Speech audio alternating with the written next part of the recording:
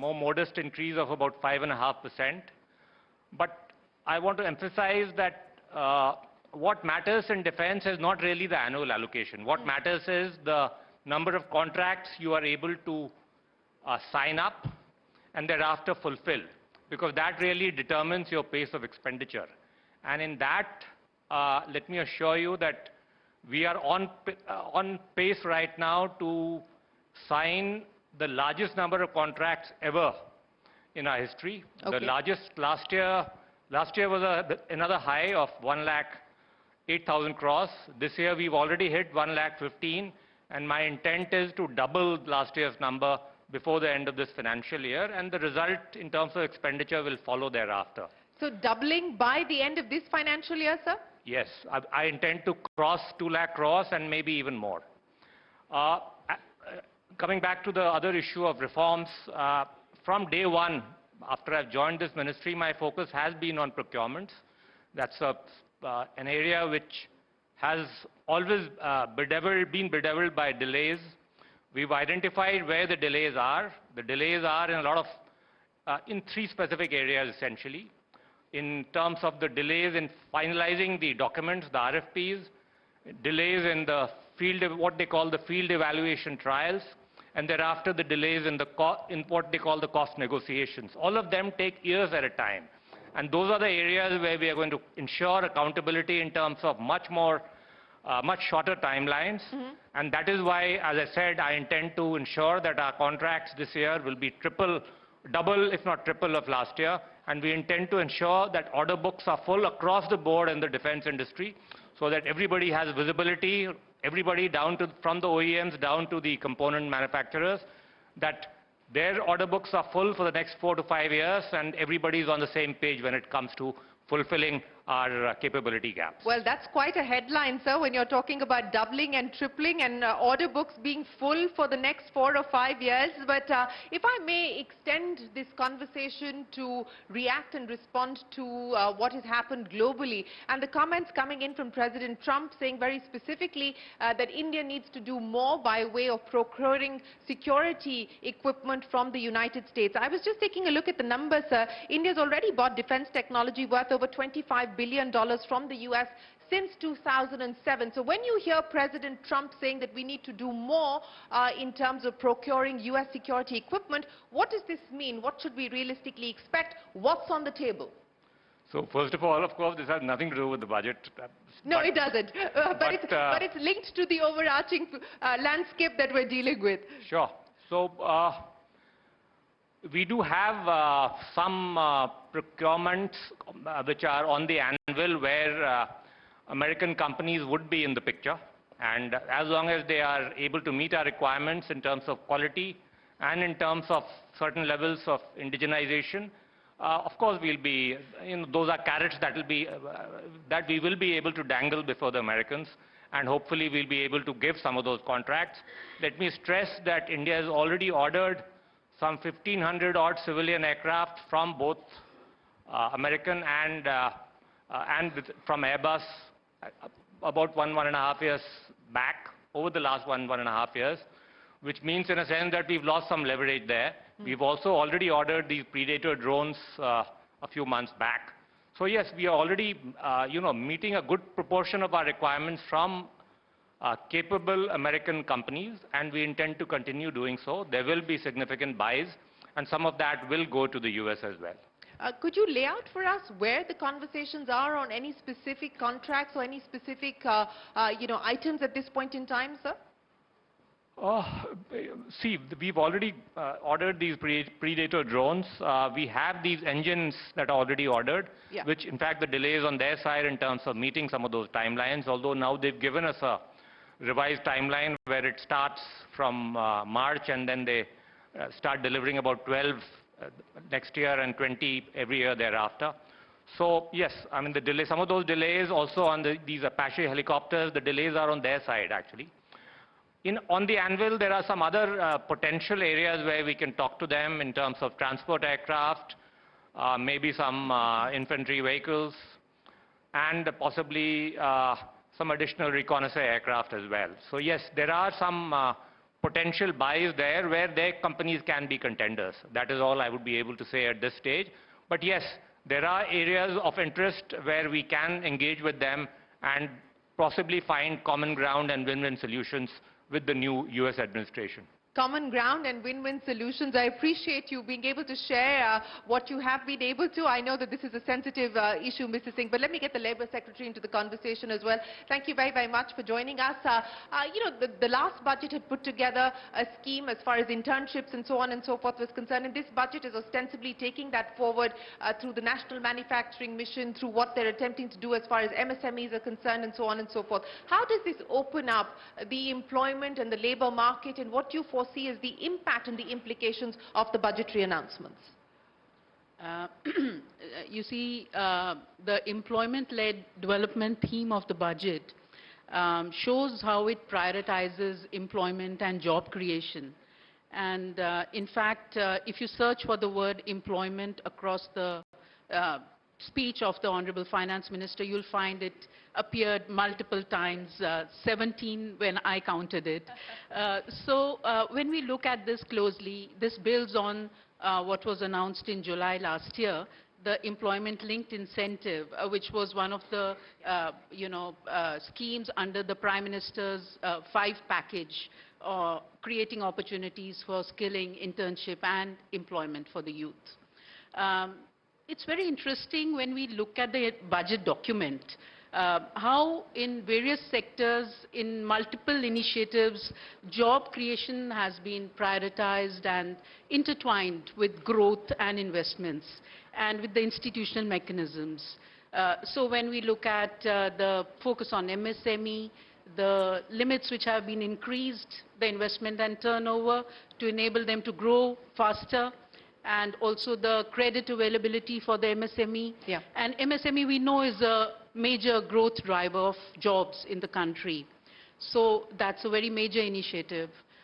Something like 25 crore people are already employed by almost 6 crore MSMEs in the country.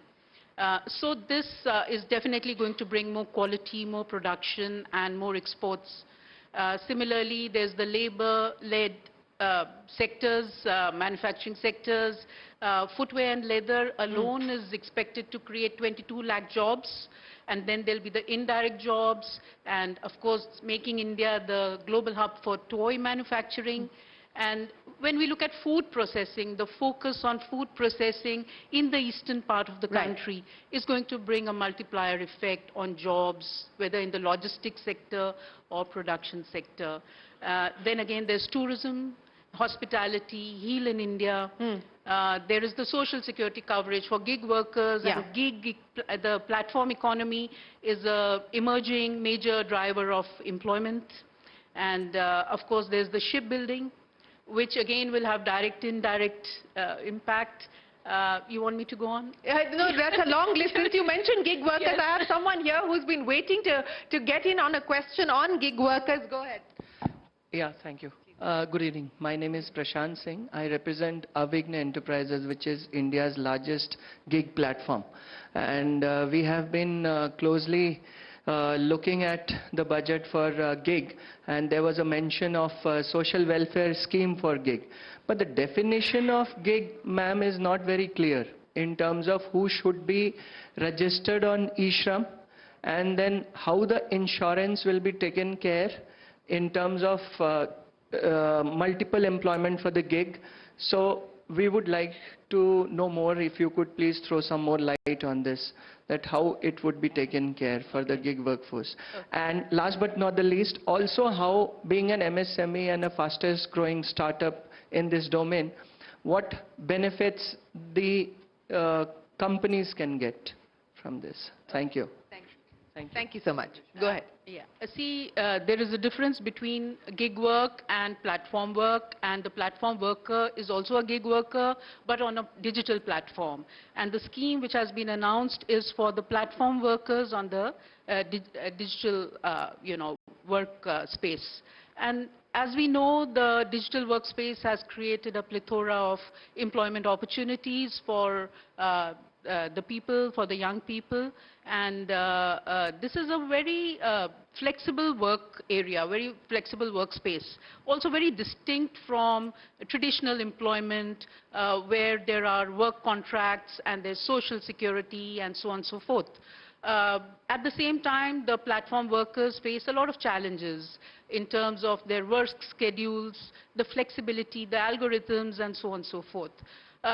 Giving them social security coverage has been a priority of the government. If you recall the Social Security Code, which was passed by Parliament in 2020, that defines a gig and platform worker for the first time.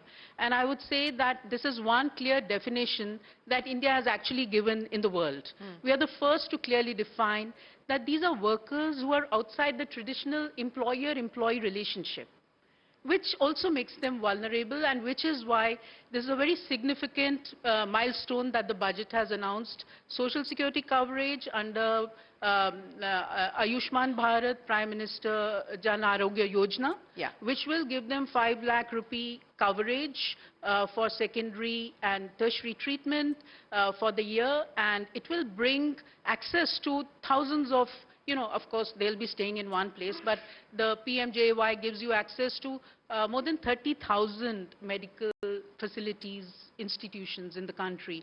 I think that's a big step, and what is going to happen now is that we encourage the aggregators to get onto the e-Shram. We've already been working with them, register the platform workers, they get identity cards, and then they get access to the PMJAY, the Ayushman Bharat medical health care scheme. Right. And that is going to happen in a stepwise manner, but very fast. We are going to move very fast.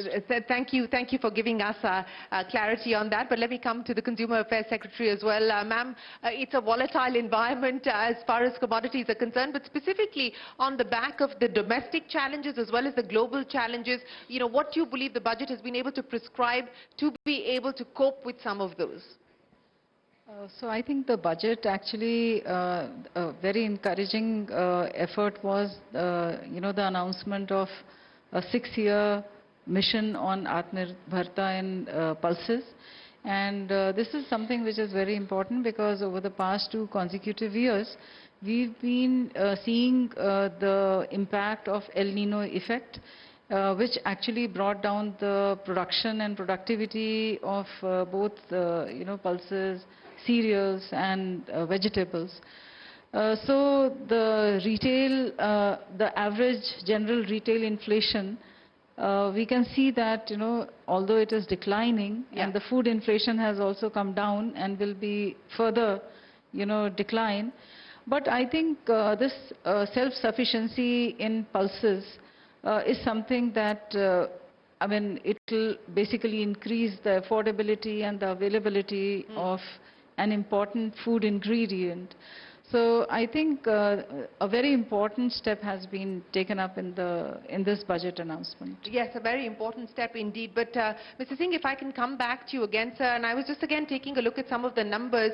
There's been a significant jump of 43% in the capital budget related to the BRO. There's also been a hike of, I think, 12% as far as R&D is concerned.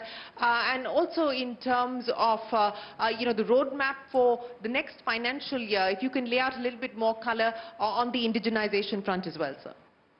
Yes, so under the leadership of the Prime Minister, we've basically decided that we are going to spend most of our defense money within the country. And in the current year, the breakup is about 75% within and 25% outside. We are going to double down on those indigenization efforts as part of our moves towards Atmanirbharta and to preserve strategic autonomy by ensuring that our supply chains are robust and to the extent possible within the country. So along with the focus on indigenization and the what I mentioned in terms of streamlining procedures and timelines, we also want to ensure that many of these DRDO-led technologies that they can license to the private sector. There are 2 or 3 different modes there. There is a development cum partnership model. There is a strategic partnership model. Some of them have been successful, and we intend to sort of expand those further to ensure that the private sector gets access to DRDO's technology and DRDO gets access to private sector efficiency in terms of providing the manufacturing muscle for taking these technologies to the benefit of the services. So those are the kind of areas we are going to really focus on as part of the year of reforms that you mentioned earlier. I also want to mention that you've seen templates like the C295 where even when there is a foreign OEM which is coming in, we take a very limited quantity from them, and the rest of it he has to really make in India, preferably with either a public or a private sector partner. Those are the kind of models and templates that we'll sort of insist on in the future. As I said earlier, we've got one of the most liberal FDI regimes now in the world when it comes to defense. 74% is automatic. Our message to the OEMs is pretty clear, foreign OEMs in particular, that if you want a slice of India's defense pie, you'll have to be here making in India. And of course, you can make in India and make for the world as well. Speaking of making in India and making for the world, sir, on the export aspiration and the export ambition, if you can lay out for us, what we should expect, what the priorities are. For instance, as far as the BrahMos missile exports to Indonesia are concerned, what is the realistic plan going forward as far as the export ambition goes, sir? So our exports have gone up about 10x in the last decade. It's reached 21,000 crores now. It's still a small slice of the overall global arms trade, about 1.5%. Obviously, there's tremendous room to grow. Now that we have a fairly large, expanding private sector ecosystem as well, let me stress that a lot of these exports are being done by the private sector. Public sector also, because of geopolitical conflicts, many of our public sector units, including Munitions India in particular, have also started getting a lot of export orders as well. Their order books, as I mentioned earlier, are full, and in fact, they are finding it difficult to meet domestic needs at times. But geopolitical conflicts aside, there is a tremendous scope for a lot of Indian technology in areas like missiles that you mentioned, and also in land systems and artillery, where we have a lot of good domestic capacity now, also in ammunition and shells. These are areas where there is a lot of potential, particularly for friendly foreign countries in Asia and Africa. We intend to focus on those markets, and some of those steps are going to be sort of some of the facilitation you'll see as part of Aero India in Bangalore in the near future, when a lot of, I think, 60+ countries are coming, and obviously we'll hard sell some of these products to them and hopefully find more and more buyers for our defense industry, both private and public. On the defense PSU side, sir, in terms of capital infusion, in terms of expansion plans to meet the kind of requirements, both domestic as well as the export ambition that you spoke of, what should we expect on the road ahead from a defense PSU perspective?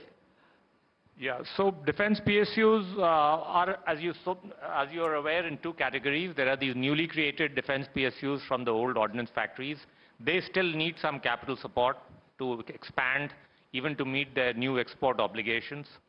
The older ones, which includes many of the shipbuilding firms, their order books are quite good, quite robust. And when it comes to shipbuilding in particular, we do have a tendency to support our public sector more, although in the future we will rely on some of the emerging private sector capacity as well. So for them, for the old PSUs, the focus is on giving them enough orders so that they have a good visibility in terms of the next 4 to 5 years. For the new PSUs, there would continue to be some level of budgetary support. Some of that was announced in the budget as well.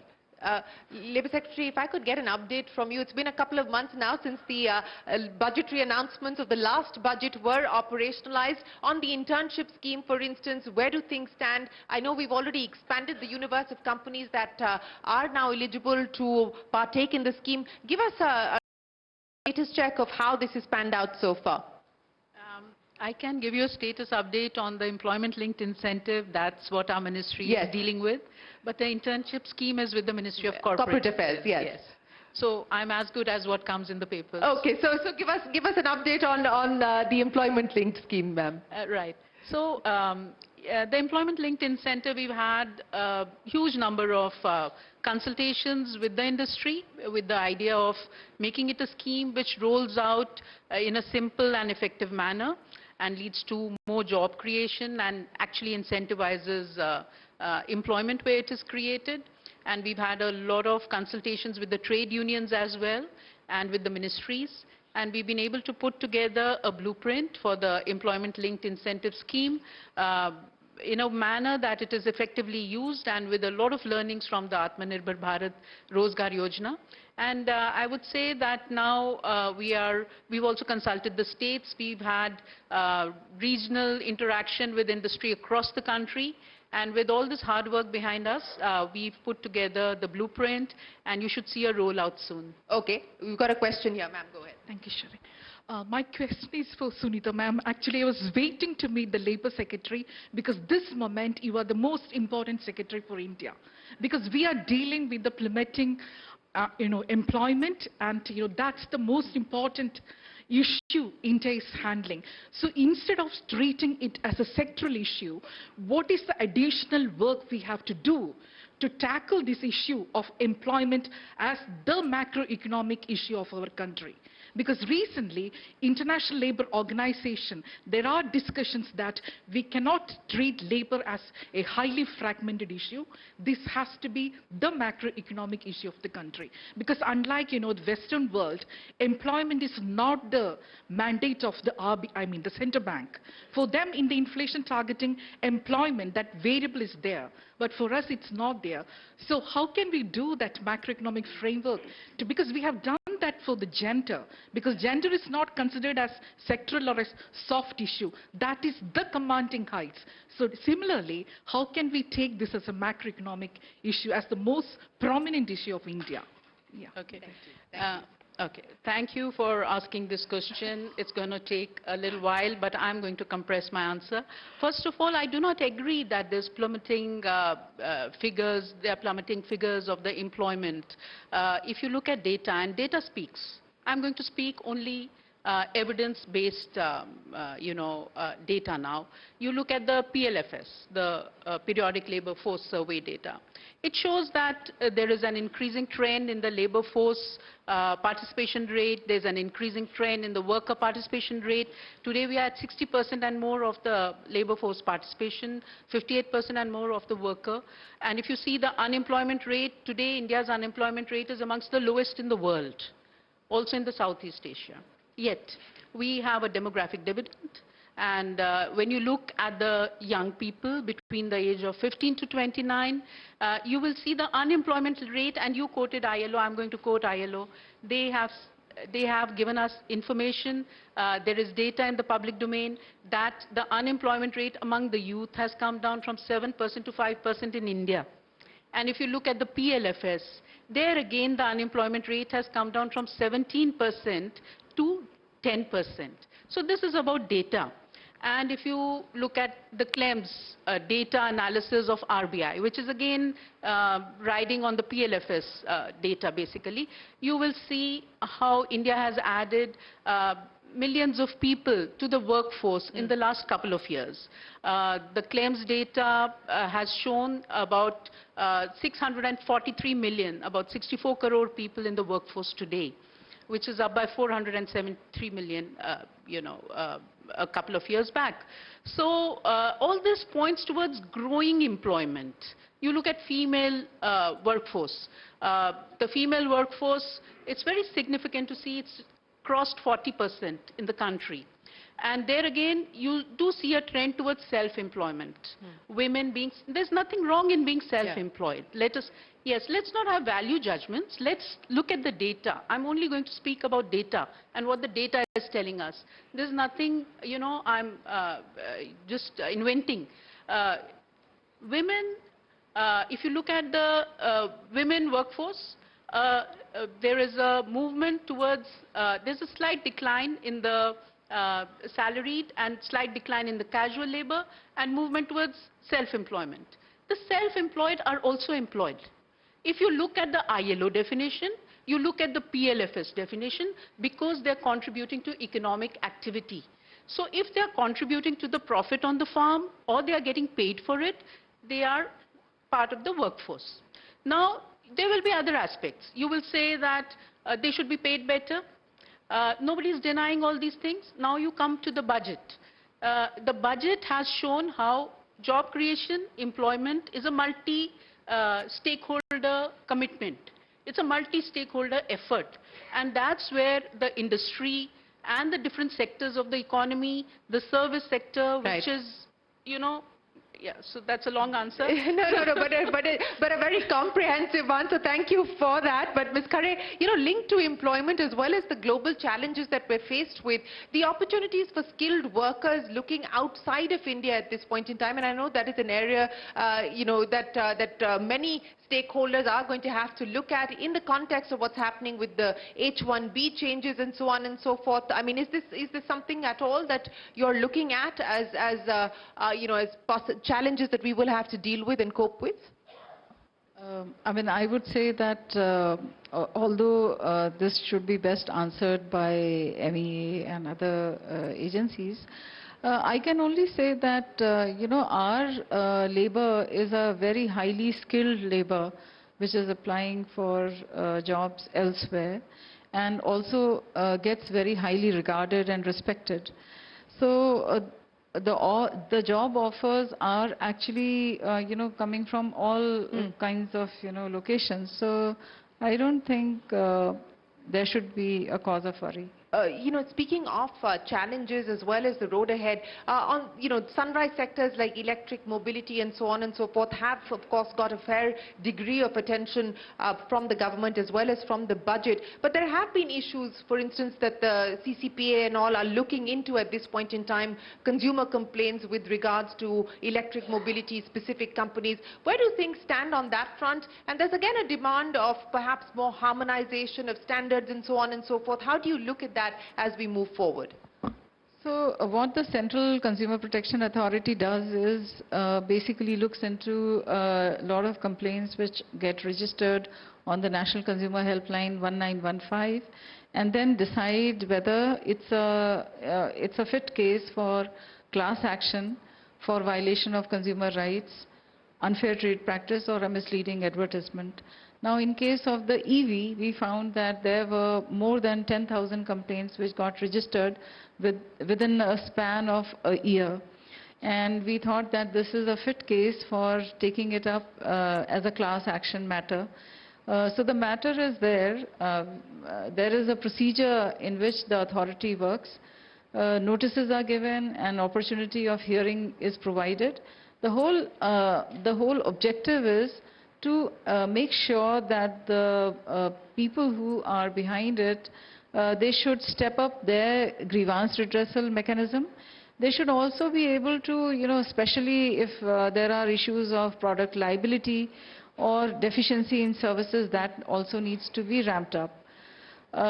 So I think CCPA has been doing and looking at all these issues largely to make sure that the consumer satisfaction in the country is very high. But have you arrived at a conclusion now, or are you anywhere close to arriving at a conclusion in this particular matter which pertains to Ola?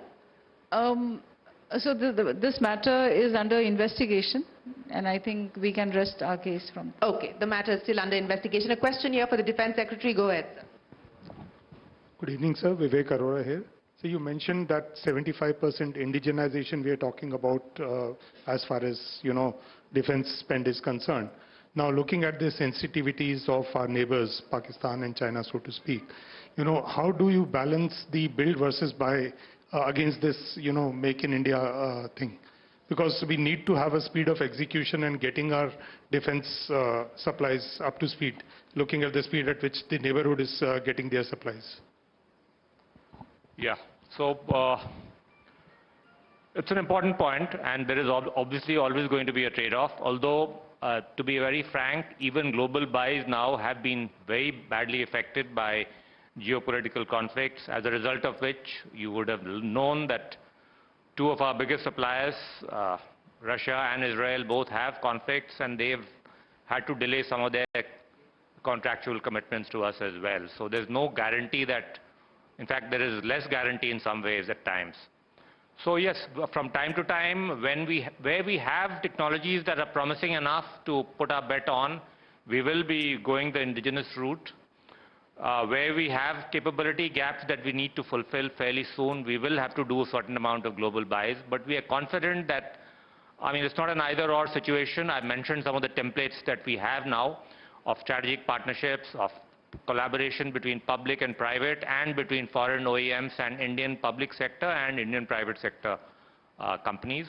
So we intend to follow all those routes, basically take a pragmatic view of those trade-offs and ensure that our services requirements are met. But in the long haul, we intend to double down on indigenization, as I mentioned.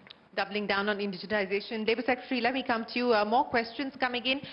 Social security refunds of H-1B visa holders, is that something that you're looking at or looking into at this point in time, ma'am? I'm sorry, is that about the labor codes? No, this is on the social security refunds of H-1B visa holders. Okay. So I'm afraid that's something which MEA deals with, but you could ask me some related questions. Okay. No worries. What I wanted to understand from, yes, we've got a question here for you from this gentleman here. Go ahead. Thank you. My question is for Labour Secretary. Ma'am, you talk about Social Security Code 2020, and Government of India has also introduced IR Code 2020. So when we really look at gig workers and they have to register on Shram portal, so one aspect that I really want to understand from you, there is also digital divide. If you look at the categories of gig workers, so contractual laborers, so they also fall. There are various categories. So digital divide is there in India. So how you really look at the idea or impact of IR Code 2020 and Social Security Code? Then did you also see the change in terms of legal cases so far the labor courts are concerned? Thank you. Thank you. Was that the legal? The labor code, ma'am. Labor codes. Yes. Okay. Right. So as I understand, you've asked me two questions. One is about the digital divide and the platform workers, and the other being the labor codes. Yeah. You see, I will not be able to comment very authoritatively on the digital divide. It's all perception based as far as I'm concerned for me to answer that. But we do see a growing trend in the platform economy. And the platform workers today are numbering around 1 crore. And in another 5 years, they're expected to double, more than double, go up to 2.35 crore, despite the digital divide. But I'm sure that is also an evolving situation. And people are very fast, the young people are very fast at learning all these aspects. So that would be my comment. And where the labor codes are concerned, there's been a lot of prep work, and we are a federal system, and all the states have been working on pre-publication of the rules under all the 4 codes. We have here we are doing 2 things. One is ensuring that all the states pre-publish their rules, and all the union territories as well, and that's been an improving number. Today around 34 states and union territories out of 36 have either pre-published or about to pre-publish in this month. Second is the quality of the draft rules which each state has put together, because we would like to ensure a harmonized, standardized rollout of the labor code, and the businesses should not have to deal with different interpretations across the country. And we've worked very hard there. We've had regional conferences, we've given report cards to all the states, and we've been able to improve the quality of the draft rules as well. Well, so 34 have already come on board in terms of either pre-publishing or soon to pre-publish. Thank you very much for that clarity. Ms. Khare, let me come to you now. In terms of the key priorities, the top 3 things that you will be focusing on in the new financial year, and what we should now expect on that front. So the major thrust would be basically to have the food security, to also have a control over retail, especially food inflation. That will only come if we have self-sufficiency in major crops. And I think with the help of the central nodal agencies like NAFED and NCCF, we can also assure the farmers that whatever they produce, and if they pre-register themselves with these agencies will procure as much as is offered, and that will also not only support the farmer but also make sure that there is enough for the consumers. There is also a thrust on, how we strengthen the supply chain. Right. Because, from different, estimates, the production is good, but because of poor storage, because of also, lack of quick supply chains, quick turnaround to the major centers of consumption, there is a very high chance of spoilage of food. So these are some of the concerns, and these are the priorities as well. Absolutely. Defense Secretary, I'll give you the final say, sir. Since you were talking to us about the priorities as well as the roadmap, one, a lot of speculation on what is likely to happen in our dealings with France, with the Rafale, for instance. If you could share any light on that, sir, to start with.